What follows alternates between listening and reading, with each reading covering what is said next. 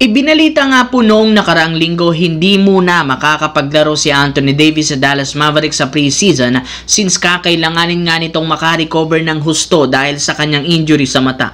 Bukod dyan, malaki ang posibilidad na hindi makapaglaro next season si Kyrie Irving gayong kakailanganin nitong pagtuunan ng pansin ang recovery niya sa ACL. Sa madaling salita, mauudlot ang pagsasama sa loob ng court ni Anthony Davis, Kyrie Irving at ng kanilang batang rookie na si Cooper Flag. Kaya dahil pangyayaring ito, mas lalo lamang nga pong nadagdagan ang rason ng mga fans para maging excited sa pagsasama ng tatlo. Isa nga sa mga highly anticipated na mangyayari next year ay ang pagkakakumpleto ng Big 3 ng Dallas Mavericks.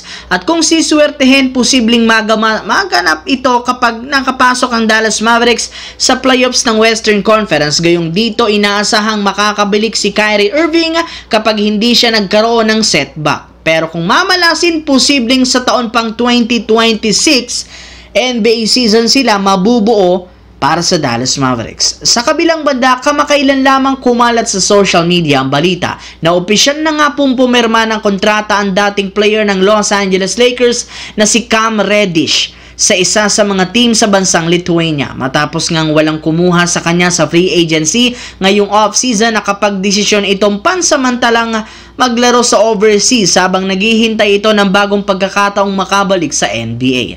Meron nga siyang exit clause sa kanyang bagong kontrata upang makabalik sa liga kapag merong team dito ang kumuha sa kanya. At simula nang mag-trending ang ganitong klaseng balita, agad nga po itong nabalitaan ni Coach Redick na ikinatuwa nga nito ang ginawang desisyon ng kanyang dating player. Alam rin naman niya na malaki ang potensyal ni Cam Reddish na maging isang mahusay na basketball player kahit hindi na ito naglalaro sa liga.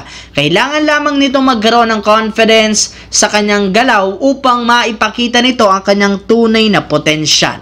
Sa kabilang banda naman, meron pa nga pong isang buwan bago ang Philippine Cup kaya sapat pa para sa PBA teams na maghanap ng mga players na makakatulong sa kanilang mga magiging kampanya. At isa sa mga kupunan na naging busy ngayon ay ang Magnolia na sunod-sunod nga pong kumuha ng mga bagong malalaro simula ng ilagay si Coach L.A. Tenorio bilang head coach. Pero hindi lang naman dyan magtatapos ang gagawing move dahil meron silang inihandang malaking signings para sa mga fans. At ito walang iba kundi ang pagbabalik ng Magnolia na si James Yap. Ayon sa balita, suportado ni Tenorio ang ideyang pagkuha muli sa kanya since kita na meron pa rin itong galaw at shooting. Maaari pa rin naman nga itong maglaro ng isang taon para bigyan ng retirement tour. Ang problema, mukhang kontra nga dito na mangyari ang management sa pagpapabalik ni Coach L.A. Tenorio kay James Yap.